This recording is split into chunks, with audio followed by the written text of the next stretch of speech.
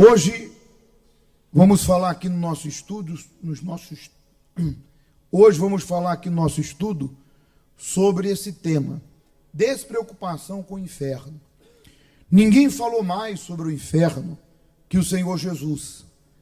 Ele sabia que o inferno é um lugar cheio de almas que, em vida, eram bem intencionadas, mas nunca temeram ao Criador, ou nunca deram crédito à sua palavra.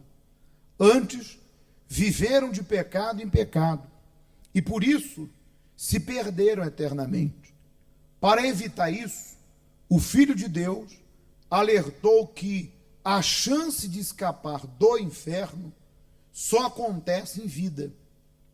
E como aos homens, diz o texto de Hebreus 9, 27, está ordenado morrerem uma vez, vindo depois disso o juízo.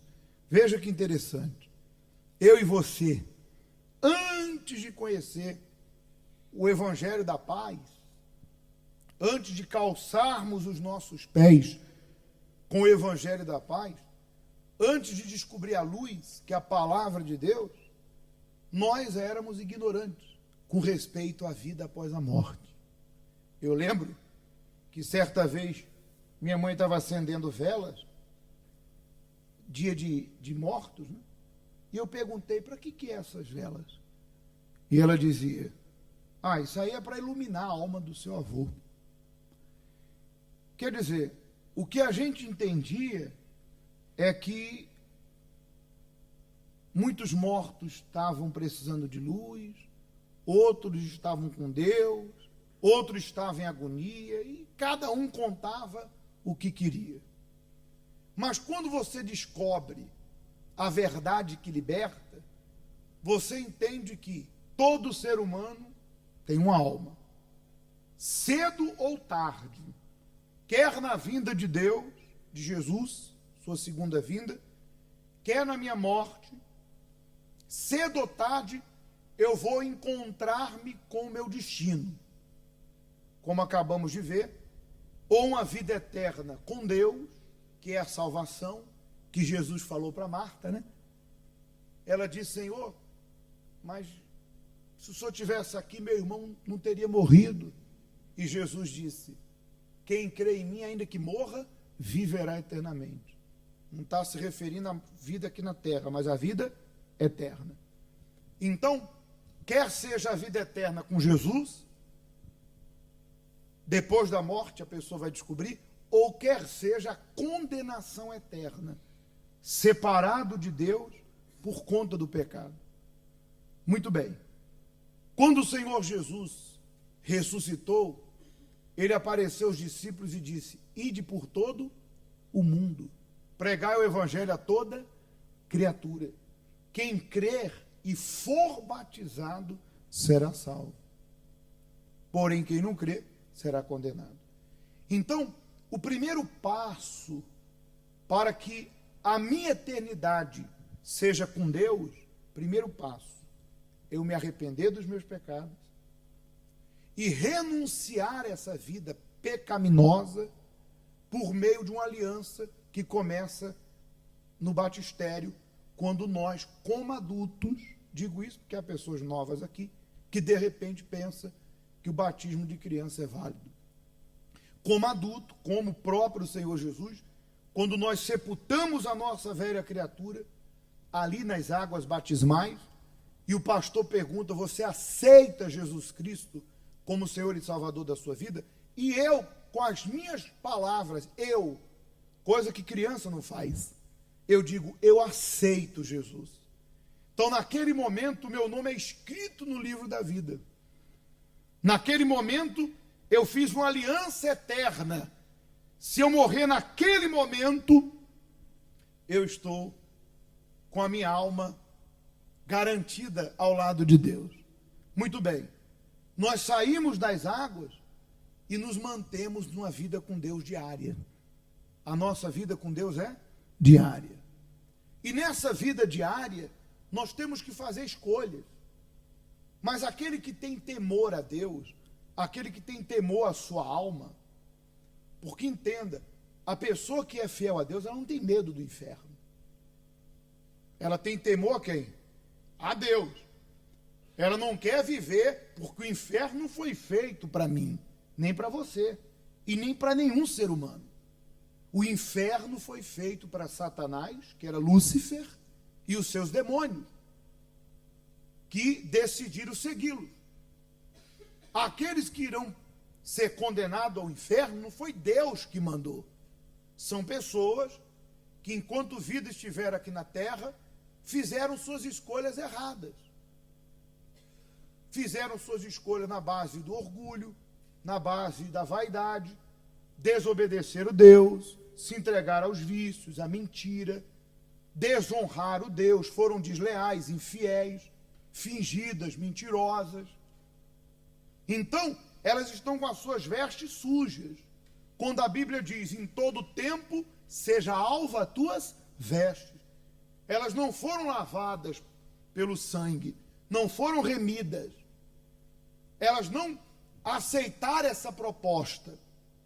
E aquelas que de repente, apenas para esclarecer, aquelas que de repente desceram as águas, mas não desceram consciente do que é o batismo, elas simplesmente tomaram banho. Porque o batismo, ele é algo consciente. Eu lembro muito bem do dia em que eu aceitei Jesus nas águas batismais. Eu lembro que nesse dia nem água tinha no batistério suficiente, tinha pouco mais de 2 palmos. O pastor até pediu, senta, porque eu não vou conseguir fazer a imersão, você de pé. E eu fiquei sentado nas águas. E eu lembro como se fosse hoje, o pastor, além de perguntar se eu aceitava Jesus, ele perguntou, você promete ser fiel a ele? E eu falei, prometo. Então eu saí dali de dentro, daquelas águas, casado com Deus. Eu entendi que dali em diante eu tinha que ter frutos de arrependimento. O meu comportamento tinha que mostrar que realmente eu me arrependi. Foi quando eu me desviei do mal, eu liberei o perdão, eu comecei a obedecer a palavra de Jesus, eu comecei a usar, passar a ter comunhão com Deus, usar os meios que me levam a Deus, aprendi a orar, jejuar, a ler a palavra, e eu comecei a ficar forte, comecei a ter experiências com Deus, que me tornaram mais fortes, porque quando você tem experiências com Deus, você entende que Deus é fiel, que a palavra é verdadeira. Então você, como diz a Bíblia, fé é convicção e certeza. Então quando eu tenho experiências com Deus, eu fico convicto. Deus é comigo, não importa o que vier. Se eu não vencer hoje, vou vencer amanhã, semana que vem, mas Deus não vai me desamparar. Então eu fui progredindo na minha fé, progredindo. E qual foi o passo, o próximo passo depois do batismo? Nas águas, o batismo com o Espírito Santo. É quando o Espírito de Deus entra e muda a nossa natureza interna, dando-nos o caráter de Deus, a semelhança de Deus, dando-nos os frutos do Espírito, nos mudando nossa maneira de agir, de pensar, o nosso comportamento. Então, esse é o progresso para quem quer a vida eterna. Aí eu pergunto, qual é a preocupação que eu vou ter com o inferno? Se eu estou na mão de Deus. Qual o medo que eu vou ter em morrer? Por isso que Paulo, ele não falou daquela forma como uma forma de menosprezar, não. Simplesmente ele estava tão seguro na comunhão dele com Deus, que ele falou assim, olha, o morrer para mim é Cristo. Se eu morrer, eu vou para quem? Para Jesus. Não tenho dúvida disso. Porque a vida que eu tenho vivido, minha consciência é o meu aval. E ele disse, o viver é lucro, porque se eu estiver vivo, eu vou levar às pessoas o que eu recebi. Eu vou levar essa luz, essa salvação, essa cura, esse milagre. Porque quem dá, recebe. Então, se eu receber, eu vou dar. E vou receber mais. Quando a pessoa, ela tem sua consciência e sua vida reta diante de Deus, você não tem medo e nem muito menos receio do inferno. Pelo contrário, você tem certeza que a qualquer momento, quer na tua partida, quer na vinda do Senhor, tu vai se encontrar com Ele. E é o próximo passo que eu vou falar aqui no estudo. Vamos continuar. Ele também chegou a chamar de louco todo aquele que não percebe que a vida deste mundo é curta e que buscar apenas o que é temporário é uma insensatez. E o texto de Lucas 12, 20 diz: louco, esta noite te pedirão tua alma, e o que tens preparado, para quem será? Nós sabemos, vou falar algo para você. Você tem que ter maturidade suficiente para isso. Existem pessoas que nos procuram, que elas já são orientadas pelo Espírito Santo. E eu já falei sobre isso aqui. Que o Espírito Santo testifica no nosso espírito. Quando uma pessoa tem o Espírito de Deus, ela não significa que ela não está, não significa que ela não precise um dia pedir uma orientação ao pastor. De repente ela precisa. Mas o próprio Espírito Santo ensina, guia, orienta ela. Até no sentido dela procurar o homem de Deus. Se ela está vendo que aquilo que ela precisa saber, ela ainda não descobriu, ela vai lá pedir orientação a esse respeito. Mas quantas pessoas que já me procuraram e Deus já tinha orientado elas? Elas vieram apenas confirmar aquilo que Deus já havia posto dentro delas. Outra vez a senhora falou, pastor, porque na ansiedade de querer prosperar, eu arrumei 2 trabalhos, porque eu quero resolver minhas questões. Não está errado. Mas eu já não tinha tempo para Deus. E o Espírito Santo falou comigo. Falou, olha, você está trocando o abençoador pela bênção. Você está trocando o mais importante por algo que não é tão importante. Você tem necessidade, mas sua maior necessidade é a sua comunhão, sua intimidade. Minha vida depende da minha comunhão com Deus. Minha vida depende da minha fé. Se eu cortar a minha comunhão com Deus, se eu cortar o uso da minha fé, é como um galho. Vai cortar da árvore, não vai secar de imediato, mas ele vai secar depois. Então a pessoa que começa a deixar de buscar a Deus e pega o tempo de Deus e dá para outra coisa, e ela já não tem tempo para Deus, porque ela alega que ela precisa pagar isso, aquilo, resolver isso ou aquilo. Tudo bem, não tiro sua razão de você resolver seus problemas, mas digo para você que você está errado em colocar Deus em segundo lugar e pegar o tempo de Deus e dar para aquilo. Porque cedo ou tarde, tua fé vai lá embaixo, tu vai começar a esfriar a tua comunhão com Deus, o diabo vai te armar uma cilada, tu vai cair, tu não vai ficar nem com trabalho e nem com a tua salvação. Isso é certo. Isso é certo. Então, não se esqueça que nenhum sucesso financeiro justifica teu fracasso com quem? Com Deus. E nenhum sucesso em nenhum aspecto vai justificar seu fracasso com Deus. E outra coisa, nenhum sucesso ou nenhuma conquista material que está te afastando de Deus é bênção, é maldição. Se o que você está conquistando, ou se o trabalho que você está arrumando está te separando de Deus, isso não é bênção, isso é uma maldição. Porque pensa comigo, Deus seria um louco de me dar um trabalho em que eu não tenho tempo de buscá-lo, ou que eu não tenho tempo de pelo menos manter minha comunhão com Ele.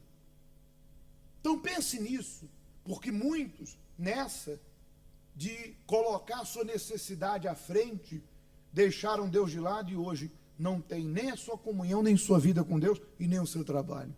Estão na rua da amargura. Então priorize quem? Deus. É perder para ganhar. Foi isso que Jesus falou. Aquele que perder a vida nesse mundo, não só no sentido do pecado, mas de repente você está na ansiedade para querer crescer, crescer, crescer e está deixando Deus de lado. Mantenha a sua comunhão. Amém? Mesmo que hoje você tenha que passar por alguns apertos, mas você estando com Deus, ele vai te dar uma direção. Isso não vai ser para todo tempo. Ele vai abrir uma porta e você vai crescer e enriquecer com a riqueza que não traz desgosto, porque a riqueza que vem de Deus não traz desgosto. Muito bem. Para concluir, em outras palavras, o que adianta correr atrás do conforto, da segurança que o dinheiro pode dar, se nada disso garante paz na alma? De que adianta os inúmeros procedimentos médicos, o consumo de complexos vitamínicos e os cuidados com a estética do corpo, se o homem não consegue evitar a morte eterna, caso não se arrependa? Ou seja, se eu estou arrependido, eu não tenho morte eterna, eu tenho vida. Então, a vida realmente nesse mundo é curta, quer seja pelo tempo vivido, quer seja pelo que acontece. Então, vamos valorizar o mais importante. E para concluir, em um dado momento, todos, inevitavelmente, terão de comparecer diante de Deus, por mais que tenham vivido no luxo, e nos prazeres que o mundo oferece. Um dia terão de se deparar com o Deus que desprezaram em vida. Esse trecho aqui, deixa eu esclarecer para você, é o grande juízo final. Esse juízo final, os salvos não vão passar. A pessoa que morreu fiel a Jesus, a Bíblia diz que ao ressoar da trombeta de Deus, os mortos em Cristo ressuscitarão primeiro. E depois os vivos serão arrebatados para o encontro do Senhor nos ares. Só aí depois vai vir o juízo. Vai vir uma série de sucessões aqui na terra, grande tribulação, é um outro assunto. E o juízo final, o nome já diz, é o fim. O juízo final não é para mim, para você que é salvo. Quem vai comparecer diante do trono, aonde tem suas obras escritas, e que será condenado, porque esse juízo final não é para absolver, é para que a pessoa entenda por que ela está sendo condenada eternamente, não por Deus. Nesse juízo final, a pessoa vai ter consciência do porquê que ela está perdendo a oportunidade de morar eternamente com Deus, para que ela não se sinta injustiçada. Então esse juízo final não é para os salvos, e sim para aqueles, como diz aqui, que desprezaram Deus a vida toda. Agora, é claro, nós sabemos que você que está aqui não vai estar lá. Sim ou não? Porque imagino que agora, nesse momento da entrega, caso você tenha as suas vestes manchadas, você vai se arrepender diante de Deus, vai reatar a tua aliança com Deus e vai ter direito à salvação eterna na volta de Jesus. Amém?